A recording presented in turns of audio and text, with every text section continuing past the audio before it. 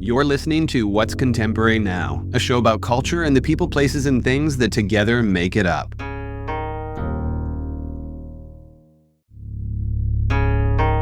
Emanuele Farneti has an impressive history in the world of publishing, including the daunting task of taking over Italian Vogue following the late Franco Susani's decades-long and widely celebrated reign.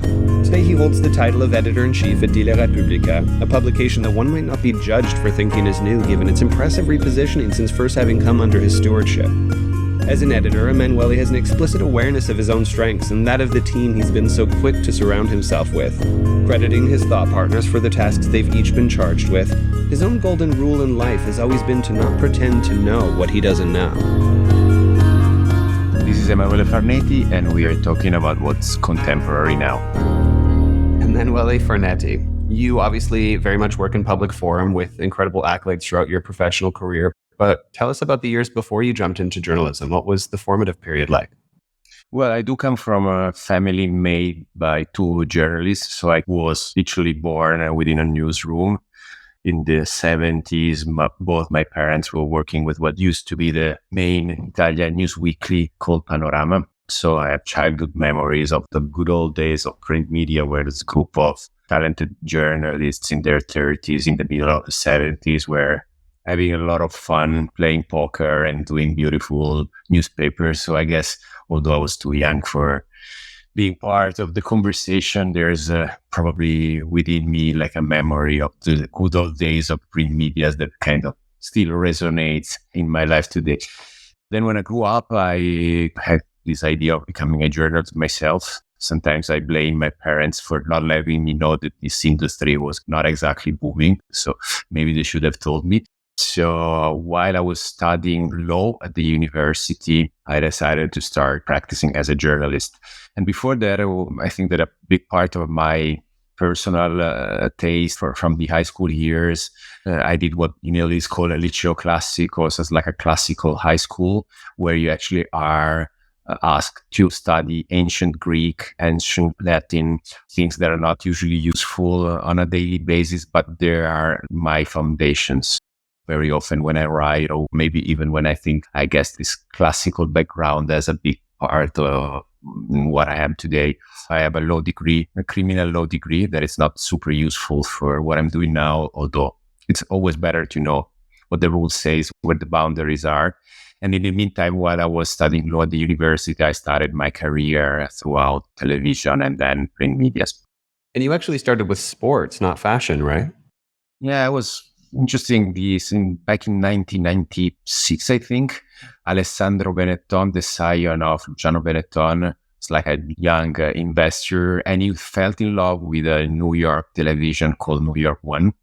And he tried to do something similar in Milano. It's called Sei Milano, meaning you are Milano. And he hired like around 60, if I remember right, very young people, kids from school, including me. And they teach us to become video journalists. So I also have this kind of visual and video background from my career early days. And then we divided in groups and they asked me to cover sport. I always like sport.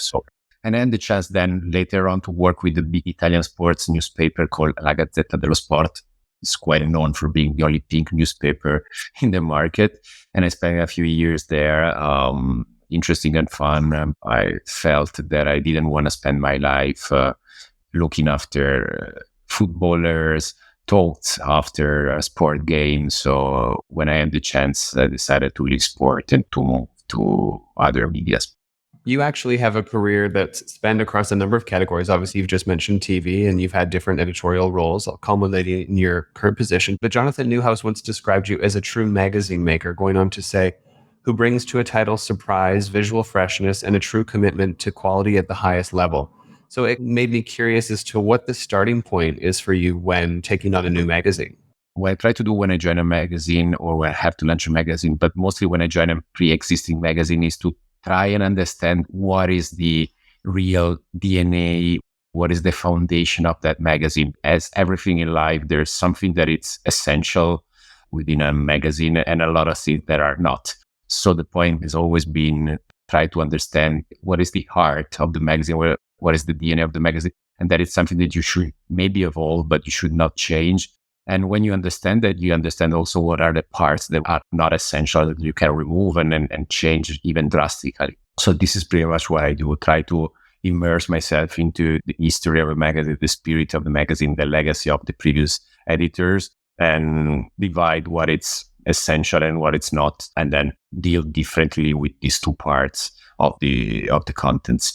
Your tenure at Italian Vogue was pretty significant, especially having taken place during the pandemic years. And there were a number of covers that had an incredible global performance in terms of the way they were engaged, specifically that white cover. What sort of moments stick out for you personally from that time of the magazine?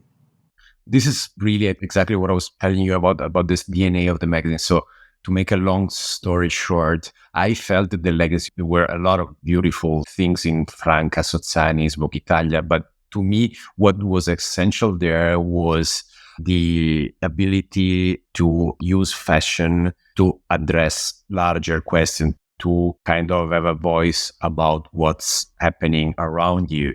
We always remember what are called the political Vogue Italia covers in the Franca Sozzani and Stephen Meisel days. And that was, in my vision, what Vogue Italia was mostly about. So when we ended up in this incredible pandemic time, lockdown, we were all locked down in different places in Italy. I felt that we had two different ways ahead of us, and they were both reasonable in a way. One was try to give to our audience escapism, like beautiful contents without bringing them, if possible, to some faraway tropical islands or in a beautiful haute couture studio shoot. And that was an option, which was followed by quite a few of the other Vogues. But I felt in a way that for Vogue Italia, we needed to say something about what was happening around us. If you might remember that Italy was probably the worst country in the Western world in terms of the impact of COVID-19. So they were very dramatic days. In the conversation we had with Ferdinando Verderi, my big friend and creative director, we were looking for something meaningful to express what was happening around us. And we both came out with this idea of leaving a cover white, giving a sense of respect, silence.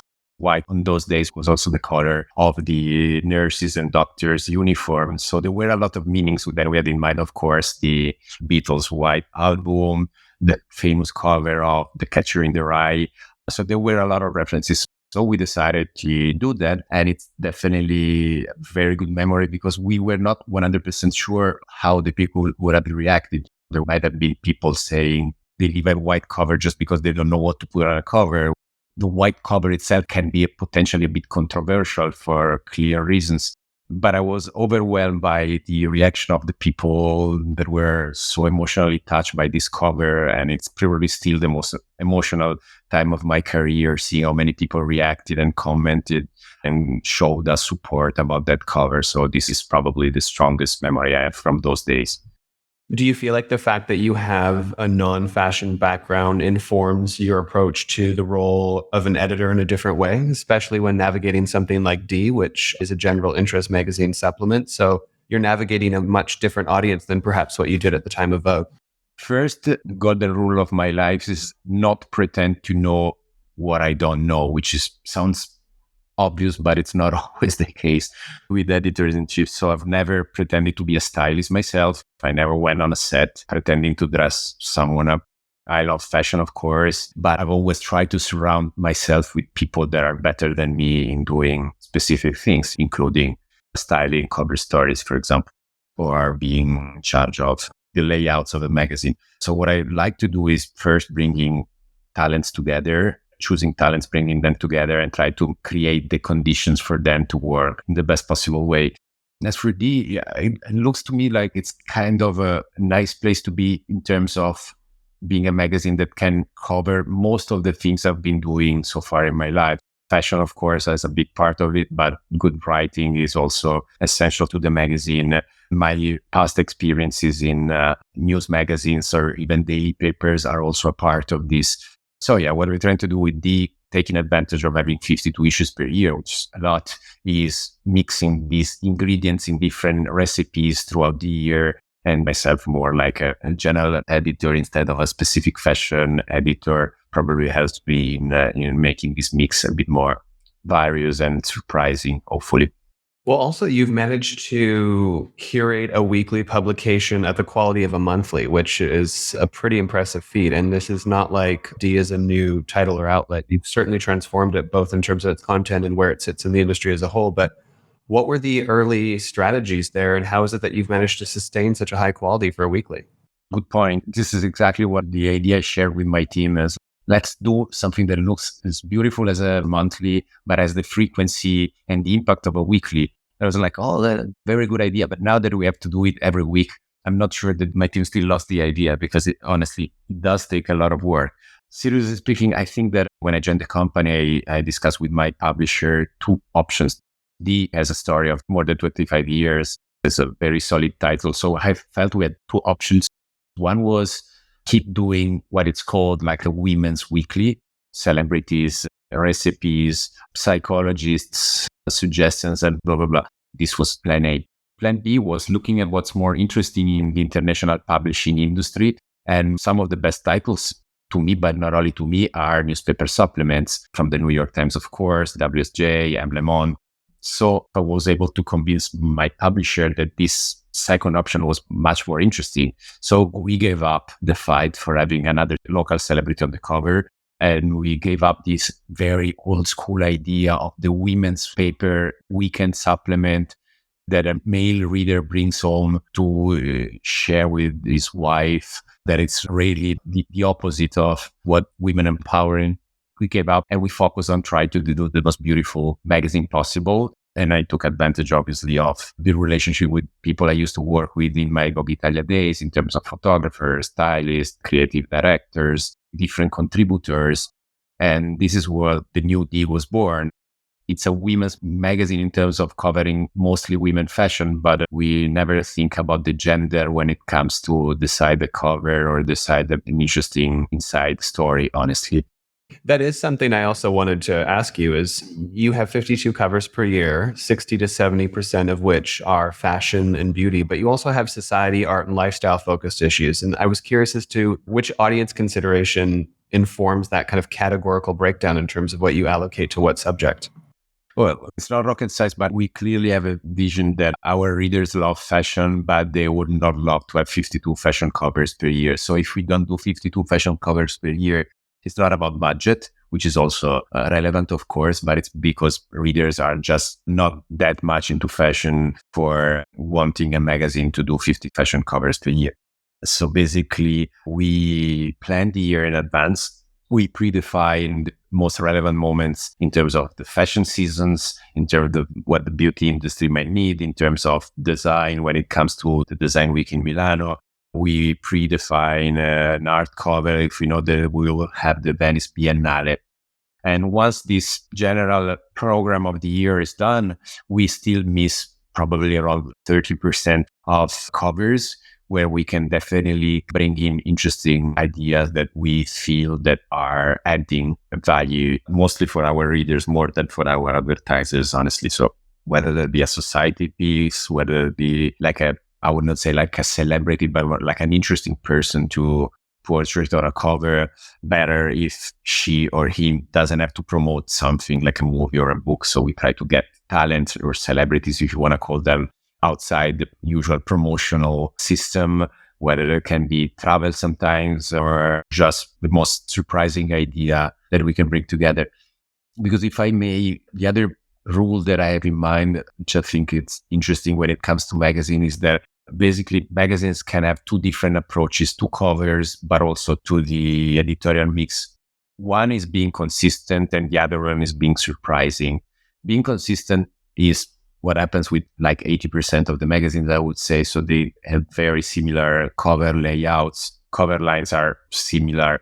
In my good old days, I also worked for Men's Health, and this is a good example of how sometimes the cover are extremely repetitive. And it's not because people are lazy, but you do that because you expect your readers to kind of want to be reassured about the contents, and you really want to know that the topics you like as a reader of that magazine are all covered within that specific volume of the magazine. And this is about being consistent.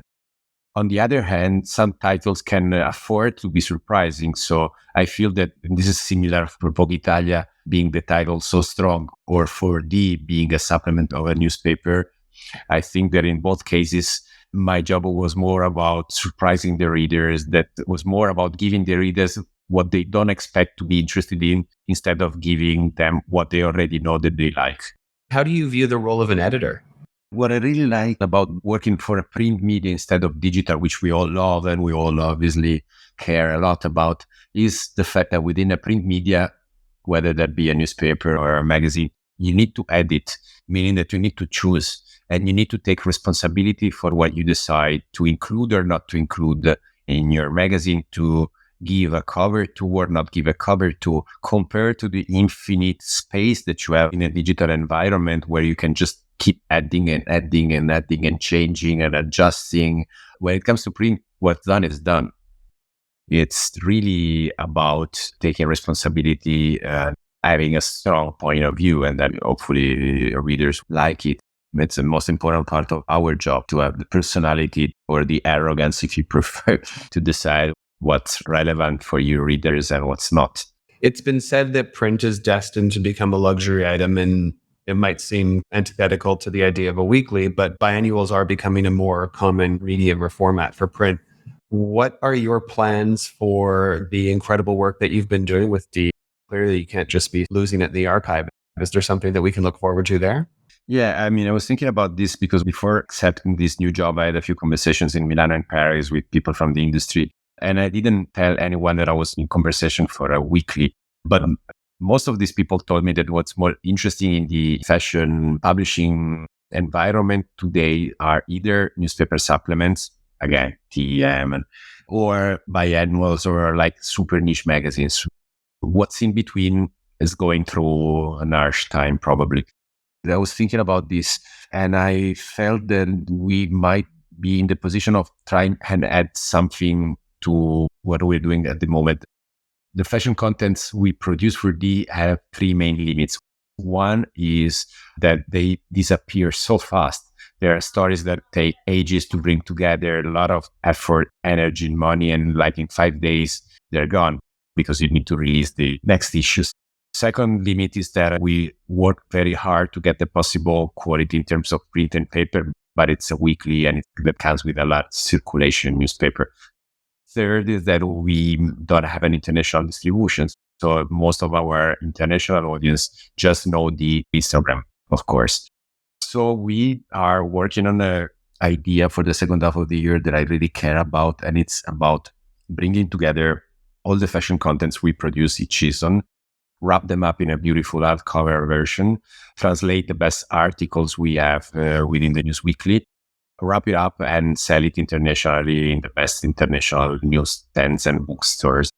I think that will definitely elevate what we're doing. And I think that the fashion contents we produce, the people we work with, deserve their content to have this second life.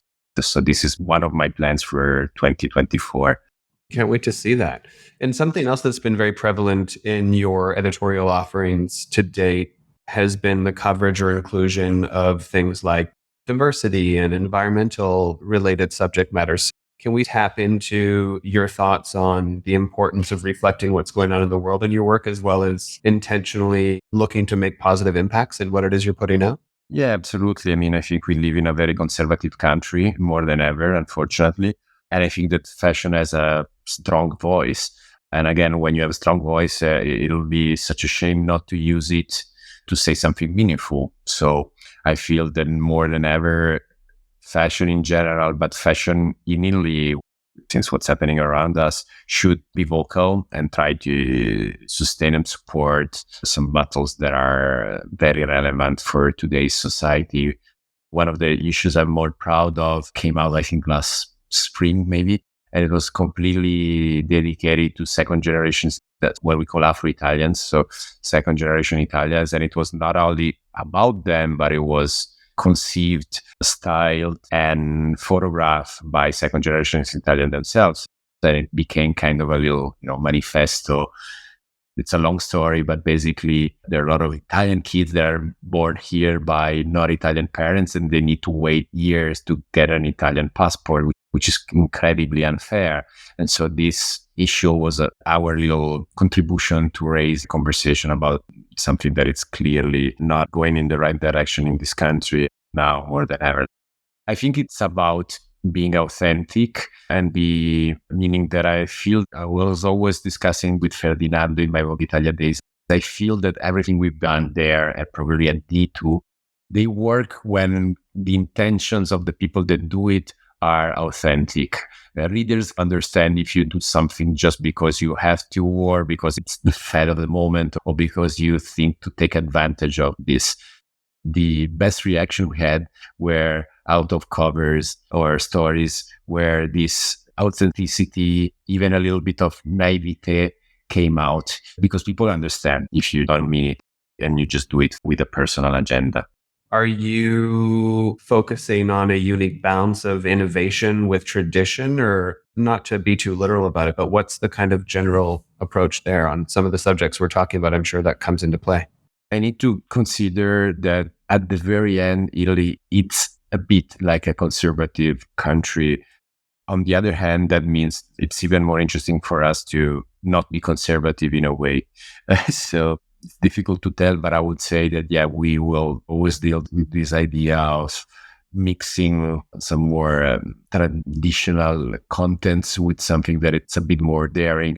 I would not do one or the other. I think that it's about trying to find the right balance between the two, meaning that I don't feel the need, at least in this position, to be cutting edge or to be always just about what's super new for the sake of it. I think it's wiser to kind of balance these two different elements, I guess.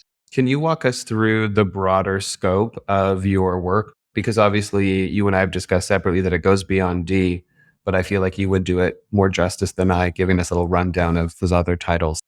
It's a large, very interesting set of activities.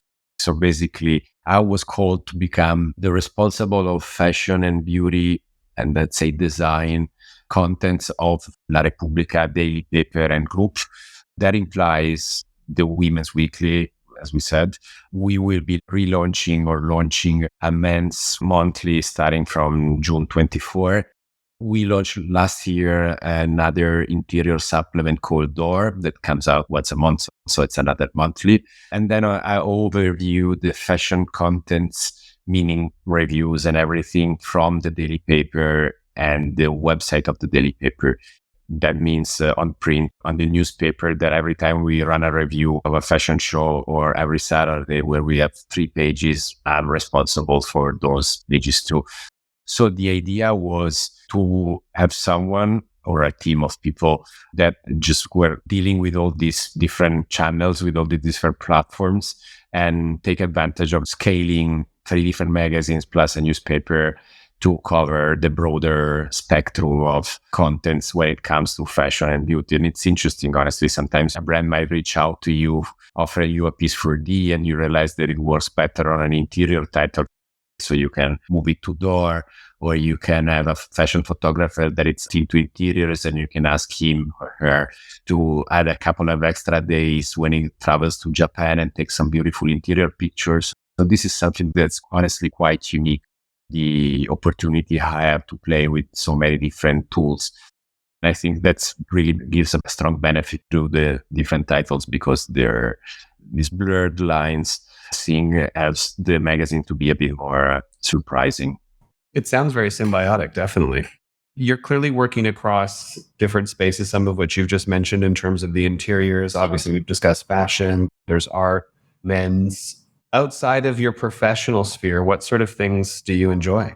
I've always had passion for what I'm doing. So I have some obviously personal interest, but a large part of my life is now about, again, try to make this large set of magazines and newspapers working together.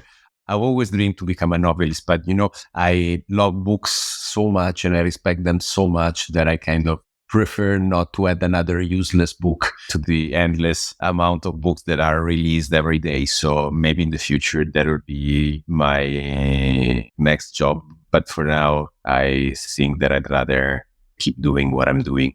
I mean, you certainly seem to love it, which is the secret to any ideal work-life balance.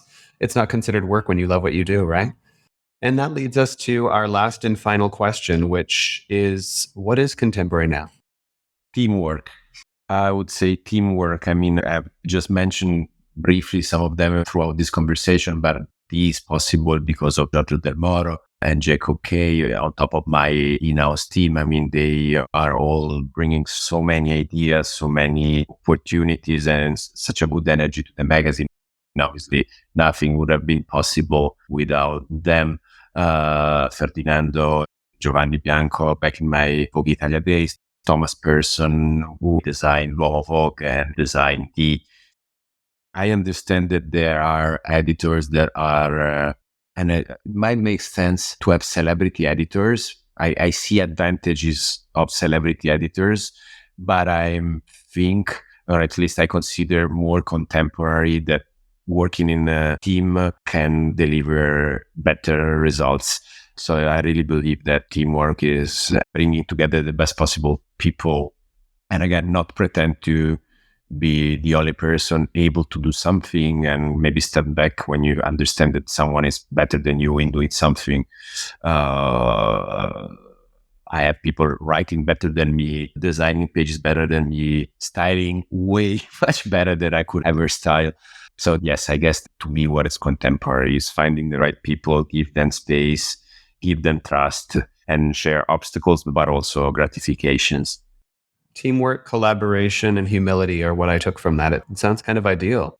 This magazine publishing thing is a little word now, but it's so beautiful and it's still so relevant for the industry. I mean, we haven't discussed that, but the more I keep doing this, the more I understand that magazines do have a purpose within the fashion industry. And I really hope that the industry will support the few remaining independent magazines, because there are so many ideas around magazines. So it's worth trying to support them, I guess.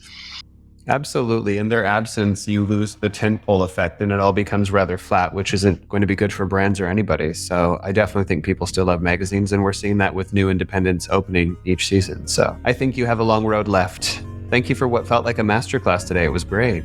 Thank you so much for this conversation.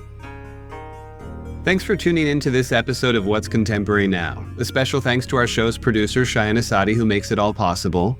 Audio post-production by Griffin James, with original theme music by Joseph Top Miller and Chase Coughlin of The Black Soft, and visual design by Aaron Meager and Graham Prentice. Subscribe now to be the first to catch new episodes every week, and if you've enjoyed listening, we'd love to hear from you. Leave us a review and let us know your thoughts. Your feedback helps us improve and reach more listeners like you. Follow us on Instagram, Threads, and LinkedIn for additional content, and join the conversation around what is contemporary now.